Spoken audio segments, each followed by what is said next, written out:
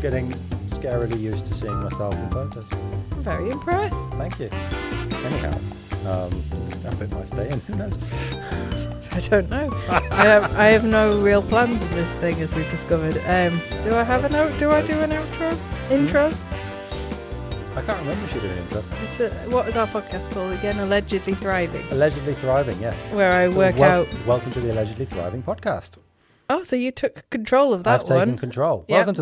Welcome to the Allegedly Thriving podcast, where we do a weekly dive into whether we are thriving or just surviving the magical world of small businesses. Okay, well, there you go. I mean, that might not be the right intro, but it's the one I've given. It is the one you've given, and it's the one we're sticking to. And that means I'm hosting. So, Issy, are you thriving or surviving? I feel slightly out of control now. I know. It's like it's podcast 3. Martin's taken over. You've unleashed a monster. It's like riding a psychotic horse into a burning stable. So, why would the horse be riding into the stable? No, riding a psychotic horse into a burning stable. It's a Robin Williams line. Do you not know it? No, but it doesn't make sense. It's like riding a psychotic horse into a burning stable. Yes, but what I'm saying is the psychotic horse wouldn't be running into a burning stable. It would be running out of the burning stable. No, but that's the analogy. Anyhow. Oh my God. I am barely surviving is how I'm feeling right now. Yeah. I know. Do tell. I have had what can only be described as a plethora of illnesses that have attacked me over the last week. And I don't know about you, but oh God, any kind of disease just takes me right out. And I get angry, I get annoyed, I get all kinds of grumpy because I don't like being poorly. You don't sound. Oh, excellent. That's probably that's the first cough I've heard. No, because what it is that like I've said this so many times to everybody because I feel like everyone needs to feel sorry for me. See, I've had 7 speaking gigs in 4 weeks. And in that time, I was like, any hint of illness, I was like, no, don't attack me. You are not. I had like a force field in front of me. So anytime I had like a slight sore throat or like a slight thing, I was like, no, I'm too busy. I don't have time for this. And then literally in the last week, it's like my body's just gone, okay, we can take this force field down now. Here's all the diseases you were going to have. Yeah, here you go. Here's all of them in one hit. And now I feel like shit. Well, I mean, you do have a 3-year-old.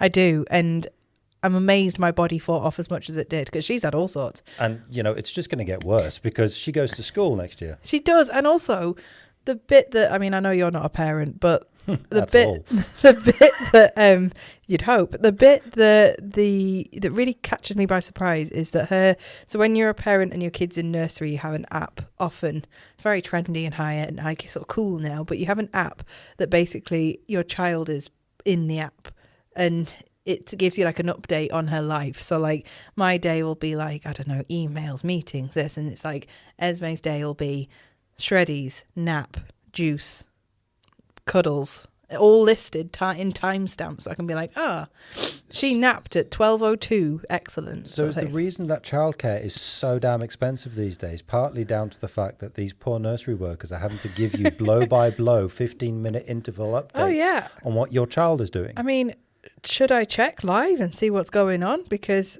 Sorry, this is blowing my mind. Do you need that? Well, so basically... Are you so insecure about your child's care that you have to be updated all of this time? But this is the thing. I can update you. I know I can update you on her day. If you want to know, 8:52 this morning, she had all of her cornflakes, all of her malted wheats, and most of her toast and butter. She had a snack at 10:39. How many colleagues does she have in her class? Colleagues, about 12. But they have to update this. And also I get WhatsApps. But what I was going to say was... So somebody's having to write 12 updates after breakfast? Probably the kids. Like a long line with typewriters. I would applaud that. That's an effective use of their time. But did you ever... So basically what my point was is that every now and then on this app there's like a news update. Big news, headlines from the nursery. And one of them last week was the subject was childhood disease. And I thought that in itself sounds like something from the 1850s. Look at it, and they've had like 2 confirmed cases of scarlet fever. And I just think that's just something from the Victorian age or earlier. So that's the kind of thing that I'm up against. Scarlet fever. Maybe I have that right now. I don't know. I don't know. Is scarlet fever better known as something? Well, I survived the episode. But yeah, so that's basically my point, is that I'm up against so many diseases, it's not even real. Okay, so, foot and mouth. So the TLDR version is you've been a bit poorly. And what does TLDR stand for? Too long didn't read. That's what it means. Do you not know? No. Every time I see it, I just think, what the hell's that? It's like when parents say, what does LOL mean? What does TLDR mean? Too long didn't read. Oh, that's just rude. I know. It's good though. Okay, I've learned some that. reason things like that. Are you thriving or are you surviving? Well, actually, I just had one more question for you. Oh God. No, it's okay. So you had 7 speaking gigs in 4 weeks, and it was traumatic for you, and it was lots of work and stuff. But what would you say your kind of 2 or 3 main lessons or learnings have come from doing that many speaking gigs in such a short amount of time? Have a vast wardrobe of items of clothing that you can use is number 1. I'm assuming that's presuming that the same people are coming to the same gigs. And also because you realise that when you're doing that many, that when you've got a personal brand where certain clothing reflects your brand, like I have, which means that I've been pointed out as the dungarees girl in the past. Oh, you're the girl with the dungarees. So when you have like a thing, my dad's got his shoes, and like when you have an item of clothing that reflects your brand, when you're doing that many speaking gigs, you realise how much of that item of clothing you need to reflect that personal brand without wearing the same thing every time. People going, really? Why would you do that? And also because I know I'm going to be getting a lot of content out of these. If I wear different clothes, the more it looks like I'm doing different ones, if that makes sense. So clothing is actually it really did catch me by surprise. I was buying like stuff all the time. I was on Boohoo, like scrolling through, being like, I need more dungarees. Or could you just wear the same outfit, Steve Jobsy style, and continuity style from all of these TV shows, so that in reality you could just wear the same thing, and then you could start doing a speaking gig and just not take any footage and just recycle old footage and say, oh, I was at this place today, and nobody would know because you look the same. It's different for women though, because part of like your confidence and your flair and stuff, and part of my creativity has somehow come out in how I dress and makes me feel like I'm ready for work. Like when I've made peace with the fact that now I am a directory type person. Now I have responsibility at work, and I have a version of me that's at work and a version of me that's not at work. I have to separate those two sides a lot more, and so I wear clothing that makes me look like I'm ready for action when I'm at work, but when I'm not at work, I am in a hoodie and leggings and Crocs. Does your clothing make you feel different? Do you feel like you feel like you feel like you're at work? It's like wearing a uniform. So I've got like almost like what I've discovered in the last month or so is that my wardrobe or like my appearance has changed insofar as I have like a uniform for work, which is a variation of different things that I class as part of my brand. And then I have me at home in reality, which is just basically, like I said, Crocs. So I think a long time ago, my old workplace went to casual dress all the time. So work dress for me was just jeans, top of some sort, all the time. Men don't have many options. No, we have lots of options. We just choose the same thing because it's easier. You know, I have a series of T-shirts that I go through, and when they start getting holes in, I buy some new T-shirts. Yeah. I'm approaching that 6-month period where I need new socks because most of my socks now have holes in. So I need to go and just go and spend a bunch of money on socks. And there's nothing worse than a holy sock. So that was, how many things did you ask about what I've learned? Was it 2 or 3? 2. I'll stick to 2. The other thing I've learned is that no matter how many I do, I still feel just as nervous as I did. Not nervous, but still feel like just as I did the first one. So, like, because I thought it's not getting any easier. So if I do like 7 on the trot, like the first one, I'll be like, oh, yeah, I kind of liked it and whatever. Second one I'll be like, oh, smash that. Third one I'll be like, oh, this is a breeze. Some of them, because I was doing ones that were like in front of big audiences. Ones I was doing were in front of like a room of 3 people. Like there were different ones in different spaces. And I basically, I'll let you adjust yourself. The microphone. Let's be really clear. I am adjusting the microphone. If you twiddle the top knob, it'll move the thing backwards and forwards. I'm sorry, your microphone is affected by premature droop. Yeah, we do struggle with drooping in this studio. That is quite harsh. Early on, and maybe it's because I'm here. But the but what I was going to say was, so I don't feel any less or more confident out of all of them, and I think that the self-talk afterwards was significantly louder than it was in previous years. So that's my takeaway. Okay. Well, that's good. Well, you're hosting this, so... That's interesting. Yeah, because... you would have thought it got easier.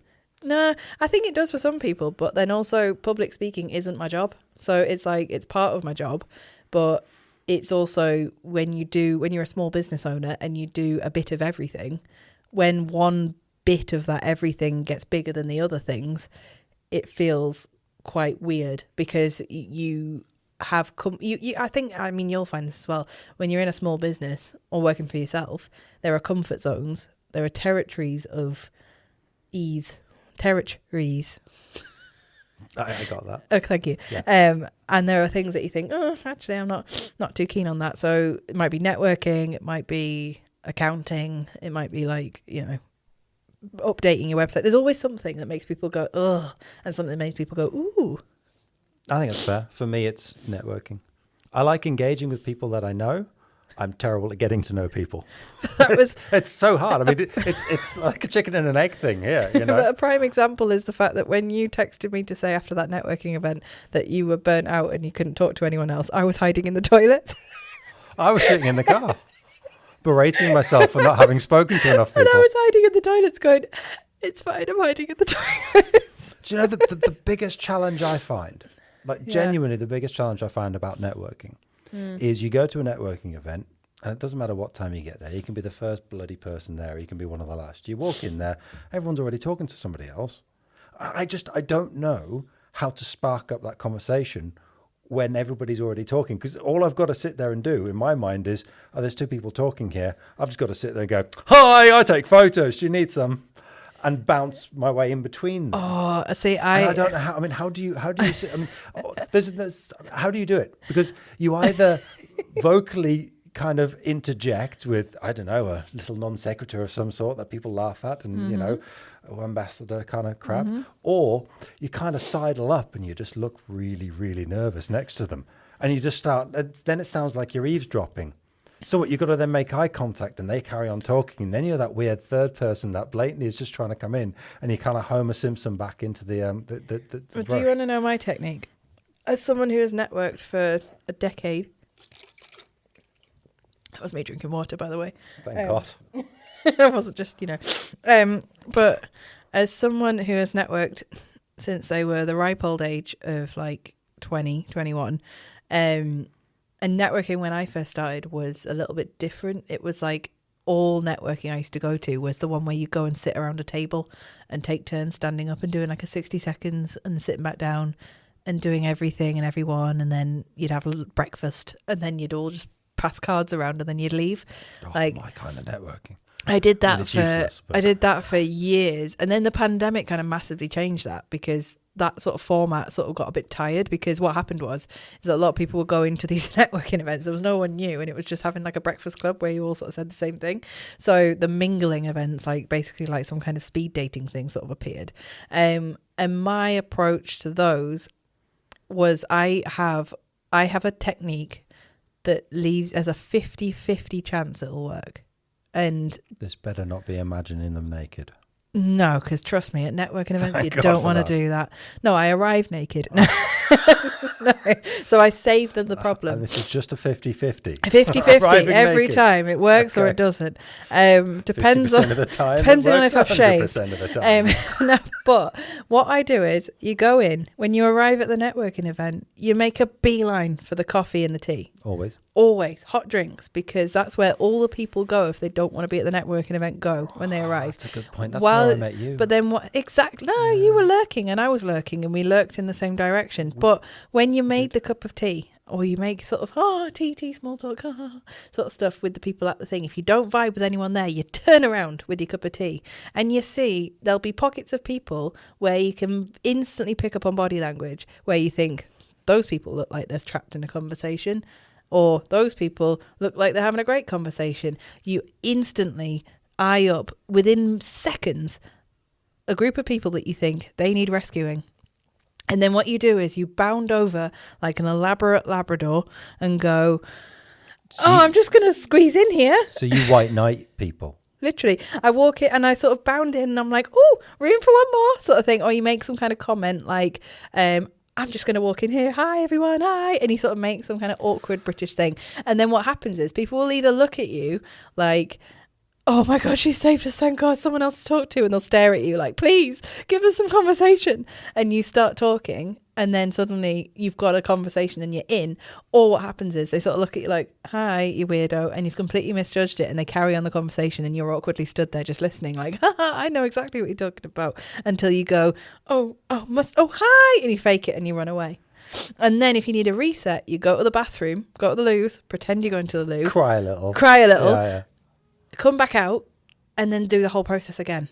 Okay. You reset it. So, and then you keep doing that until you're ready to kill yourself and then you leave. You're not selling it. But that's the system.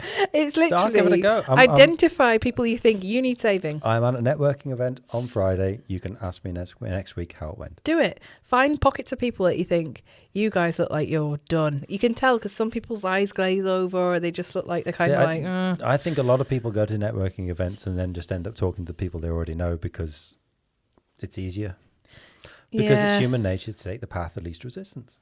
Yeah, I mean, I don't know though, because I find that, or what will happen is you're in a really good conversation with someone and then the version of me comes along, which is the person who's like, hi, I'm just going to appear here and join your conversation. And then you're like, oh, for God's sakes. It happens the other way around as well, where your conversation and your time is ruined by a version of me. So the people on the other side of my strategy probably don't like me at all. Or they love me. It's an all in or all out situation. I suppose it just all that really matters is getting in touch and getting in front of people. That's all I'm going to try and do. Yeah, I think networking, you got to not be there last. You got to be there and leave before everyone else.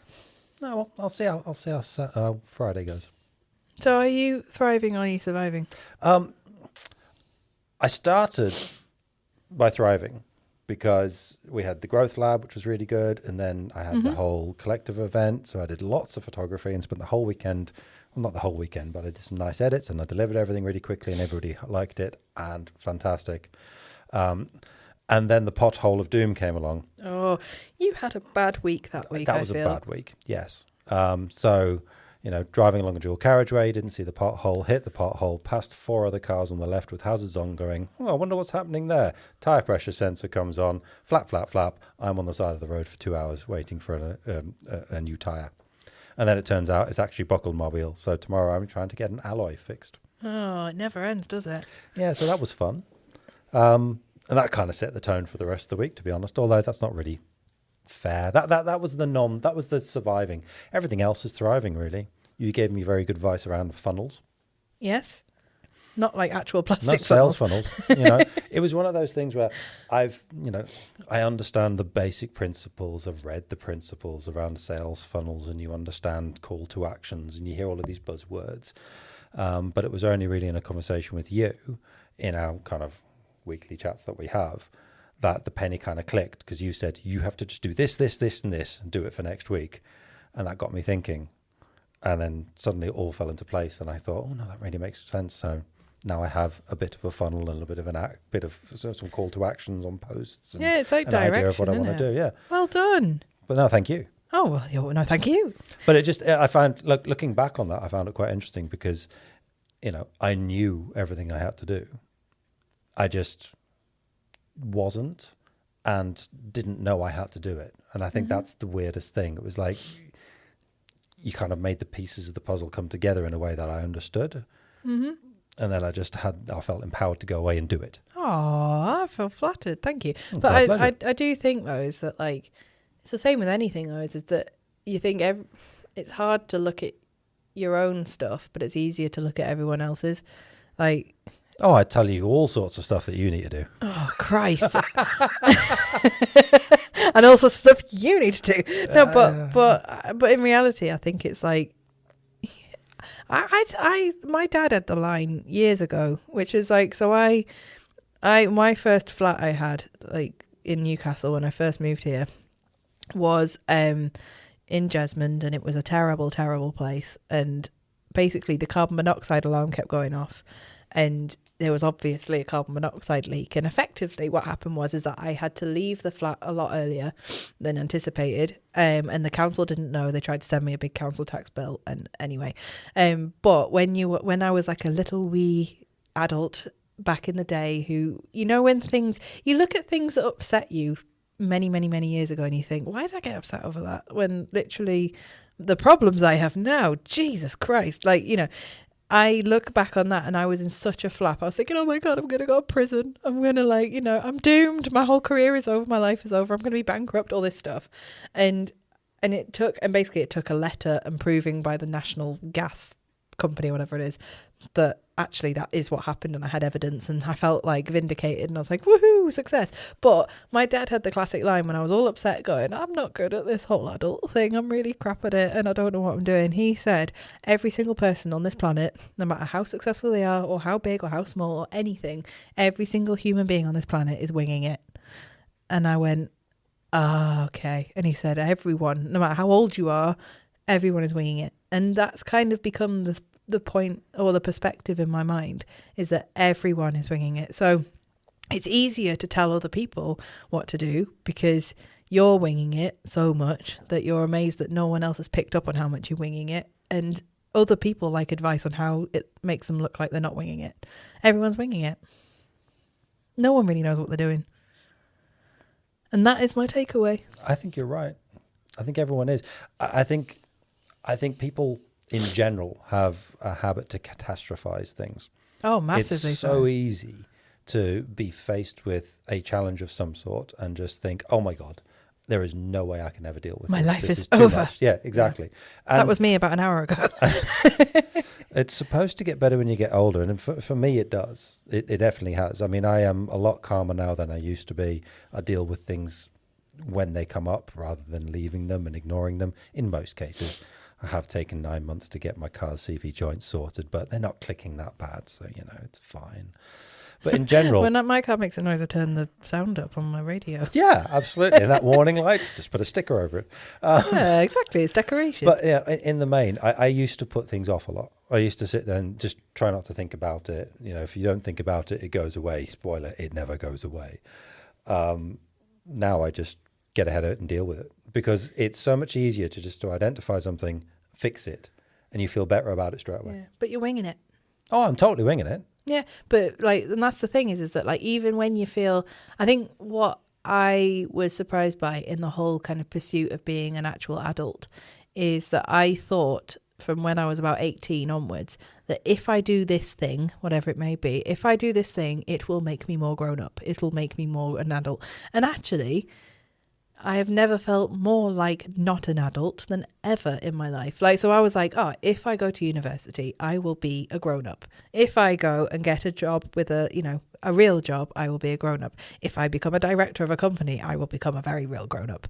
If I have a child, I will be an actual parent, a real grown up. And if I do these things, then wow, if I buy a house, I'm an adult. Look at me, adulting and whatever. But in reality, when these things happen, you're just like, oh my God, oh, this is a nightmare. This is so tiring. Oh my God, And then you think, that definition or that expectation isn't there at all. See, and that's why I'm surviving. What I've noticed is, that the older I get, the calmer and more rational I am about things that happen. So, you know, everyday things happen. I take them in my stride now, except for a certain few where I can feel myself becoming that older, kind of the old man trope. Like, yeah, get off my lawn. Like, really? And, you know, I'm 45, my wife's 48. We'll be driving along and we'll see somebody do something and we'll both just be like, bloody idiot. And then I'll look at her and she'll look at me and we'll be like, oh God, we're so old. Do you find yourself in an uncomfortable amount of garden centres? No. Okay. Garden centre cafes. Oh, yeah. See, that's the thing. When you start getting drawn to garden centres, I feel like that's a tipping point in life. Oh, no, my tipping point was around 5 years ago when it became more about going for coffees and cake than going out for a drink and a meal. Do you prefer a cup of tea or a glass of wine? Cup of coffee. Yeah, but like in the evening to unwind. I don't really drink in the evening. I tend to have a cup of tea. So that's the thing. It's like I'll either want a glass of wine or a cup of tea, but then I feel like I need to go more in the cup of tea zone. But so what is there any point in your life? Oh, thanks. No, but do you feel like a grown up or do you not? I feel that. At what point do you feel like a proper grown up? I feel like I'm older. I feel like I know more. I don't necessarily feel like I'm grown up. I can sit in a room of my peers. Quite often I'll sit in a room of my peers, like that networking event that we went to, the Apex one, surrounded by all these people. And I felt so out of place there. Even though I was older than a lot of them, I probably had a lot more life experience. I was probably a lot more clued up in terms of how to live your life. But, you know, my business is new and fledgling, and until then I've just got corporate experience and I don't have the confidence. So I felt completely out of place. Where in reality, when I'm looking at it from a dispassionate, objective perspective, I had as much right to be there and I had as much to give as anybody, but I didn't feel that myself. So there are times I still feel like the nervous 18-year-old up in Newcastle for the first time, you know, on my own for the first time in my life, not sure how to interact with people. Like I remember being 18 in halls in Newcastle, and it was Freshers Week, so there were just all sorts of Freshers things happening downstairs, which are designed to get you pissed, but also get you to meet everyone, and you make loads of friends and stuff like that. And I handled half an hour of that, and then went back to my room with a beer, a wedge of cheese, and I read a book. That's just probably you now. Yes, it is. I admire the wedge of cheese. That's tactical. I appreciate that move. I huge fan of cheese. I thought you were going to say like a person or something, but no, just a wedge of cheese. Wedge of cheese. A really nice cheddar. I like to imagine it's like a massive cheese wheel. wheel. Just a good bit of cheddar. Yeah, because that's the thing. It's like because you know, when I establish certain people as real grown-ups, like when you're a kid and you've got like your parents or your aunties and uncles and stuff, where you think you're an actual grown-up and I'm not. Like, but you are a grown-up. I am an adult. No, you have to be. No, I know. Because you have a child. I know, but See, this I is don't the have thing. Children, but which means I can remain a child. This is the thing, though. A child with disposable income. Is that it makes you reflect on your own parents so much more, because you realise they were also just flipping figuring it out. Like, I look back at like my... Like, I don't know, like I'll have like, so there's a classic memory of when one of my earliest memories, I was about 2, and because I can remember quite far back, and I was about 2 and I was in a pushchair. It was the 90s and my mum was taking me through a supermarket, and the only way she could keep me quiet was just, and you could tell that all she needed was a bit of quiet. She was just handing me over the top of the pushchair Frankfurter hot dog sausages.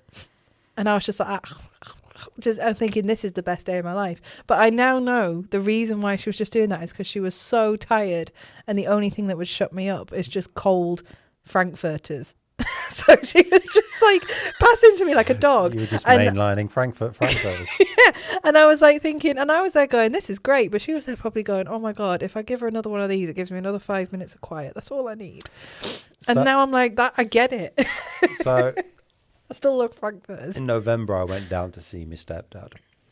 My stepdad has been my stepdad since I was 5, so since 1985. And we were having a chat, me, him, and his wife. And I thanked him for the job he'd done bringing me up. Aww. Because I'd been thinking about this on the drive down. Now, because of the ages and stuff like that, he's basically 20 years older than me. Which means when I was 5, he was 25. Mm-hmm. He was 25, and he met my mum in Oman, working for the Omani police. And he fell into a relationship with my mum and basically took on the responsibility for bringing up me and my 3-year-old sister. Mm-hmm. At the age of 25. Oh, that's massive. I was 45 when I was having this conversation with him, saying, I don't think I could do that now. Like, I mean, I don't know how he did it. I don't know why he did it. Like, genuinely, I don't know. I mean, I would have run a mile. There was not a chance I would have done that at 25. I would not have had. I would not have had the maturity to do that at all. So, you know, yeah, I think he did a cracking job. Yeah, I mean, but then also you look at sort I of. mean, I'm not dead, so you know. All right, no, but the bit that. Ooh, are you really here? Is this a hallucination? But the bit that gets me is that, so my parents had my dad had my brother at 20, and then he had me at 25. So he had 2 kids, a wife, and a mortgage, and a dog for like before he was 25, basically, and they were also foster parents. So my parents, before my brother was born, so my dad was one of the youngest foster parents in Britain. So they were taking on children from like seriously damaged homes, from like kids that needed some serious support, who needed a lot of help. They were taking on children when my dad was only like 19, 20 years old. And like, and they obviously, I remember a lot of the foster sisters and brothers that I had, but they would just, if a kid needed help, they'd just go, yep, cool, we'll take them on. That's quite cool. And they were so young doing that so I have memories of being on my dad's shoulders and sort of taking the mick out of him that he's old, and him saying the words, "Get out of town, I'm only 28." And I was like thinking, now I'm like, oh my God, like that. I remember my dad turning 40 and thinking, oh, that's so old. Yes. And actually, you look back on it and you go, Christ, they didn't know what they were doing at all. They had no clue. And no, sorry, Mum and Dad, but they had no idea. No, so, I mean, everyone is winging it. You know. That's my point. Tell your parents they did a good job. I mean, unless they didn't. But, you know, tell them they did a good job, because by God, it would have been hard for them. And to do that without exposing it to your kids as well. Like, so my parents went through so much hardship. Me and my brother had no idea. We were like, hey, this is fun. We've got this. We're doing this. We're doing this. We had a great childhood, and I'm very lucky for that. And I know a lot of people aren't lucky in that respect. Yeah, I never went hungry. I had holidays. I had everything I ever wanted. Yeah. I mean, I wasn't, you know, I was restricted in terms of, you know, I wanted lots of stuff and I was told no. Oh, I wanted a pony, you know but I mean? that never happened. But, you know, I never wanted for anything really, you know. No, I had my books. But that's amazing. And like, and now I, as a parent, understand that all the stresses and the fact that I'm just about surviving. There'll be a day where I'm like, oh, I'm not doing anything with Esme today. I feel really bad because I'm too tired and I'm a bit snappy and all this stuff, or we're not going out and doing big adventurous things. But she's having a blast. She's like, oh, I get to spend the day with my mum doing some Play-Doh, watching some telly. My childhood, I was thriving. Yeah, exactly. I loved my childhood. Yeah. I look back on it so fondly. That feeling of just your biggest worry was just what you were going to eat for dinner. Yeah. My daughter's biggest worry is like whether like her doll's shoes are all in order or not. And I'm very lucky in the sense that I can make sure that is all she has to worry about. But then, like I said, I may be just surviving on the other side, but it's for good reason. This will show you how nerdy I was as a kid. Oh God. One of my biggest annoyances as a kid was when I had to go to school because it meant I had to stop reading my book. Oh. I used to set an alarm for an hour before I should have got up just so I could read a book for a bit. Oh, that's amazing though. No, it's ridiculous. It's cute. I was such a bookworm. Oh, well, okay. Do you want to know the nerdiest thing about me as a kid? Was that I got out of doing PE by employing myself as a school librarian. Nice. So I literally... Yeah, you win. And also I had a meeting with my form tutor at secondary school because I was taking on too many extracurricular activities. So if you want to know nerdy, I was head of the rights, respect and responsibility group. I was the school librarian. I was the prefect. And I was also an air cadet. If you want to know swatty, irritating kid, that was me. Yeah. I loved it. Me and Mrs. Currington behind the desk, working together. Montage music in the background. Oh, I see. Stamping books. I was never that altruistic. No, I loved it. That's way too commitment. I did it to get away from everything, and that was all I did. But anyway, so I feel like I could talk for hours, but absolutely. I think I want to end on one other thing. Oh, one other massive thing that happened in the last week. Oh God. It was momentous. Oh. It affected everybody in the northeast region and probably everybody in the country.